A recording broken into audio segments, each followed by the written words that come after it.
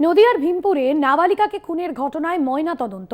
Kalyani GNM হাসপাতালে হবে ময়না তদন্ত। ময়না তদন্তের ভিডিওগ্রাফি করা হবে, এমনটাই পুলিশ সূত্রে জানা যাচ্ছে। ময়না তদন্তের ভিডিওগ্রাফি করা হবে। নদিয়ার ভীমপুরে নাবালিকাকে খুনের ঘটনায় ময়না তদন্ত। রূপম রায় প্রতিনিধি রয়েছেন ফোন লাইনে। রূপম, কি জানা যাচ্ছে বিষয়ে, কখন হবে ময়না তদন্ত? দেখো ভাস্বতী, যেটা পুলিশ সূত্রে খবর যে আজ এই ময়নাতদন্ত করা হবে, তার একটাই কারণ যে বডি ডিকম্পোজ হয়ে গেছে।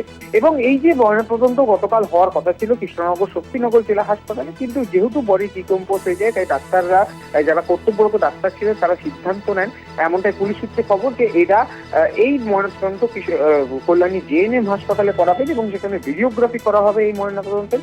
ইতিমধ্যে তার তোড়জোড় শুরু করেছে জেলা পুলিশ, কৃষ্ণনগর পুলিশ জেলা। তারা ইতিমধ্যে এই যে দেহ সেটা নিয়ে যাওয়ার ব্যবস্থা করছে এবং হাসপাতালের তরফ থেকেও এই বডি নিয়ে যাওয়ার জন্য যা যা প্রসিডিওর, যা কাগজপত্র তৈরি করা, সমস্তটাই তৈরি হচ্ছে। তবে এখনো পর্যন্ত যেটা পুলিশ সূত্রে খবর, যে দুপুর নাগাদ এই নাবালিকার দেহ ময়নাতদন্ত করা হবে কল্যাণী জেএনএম হাসপাতালে।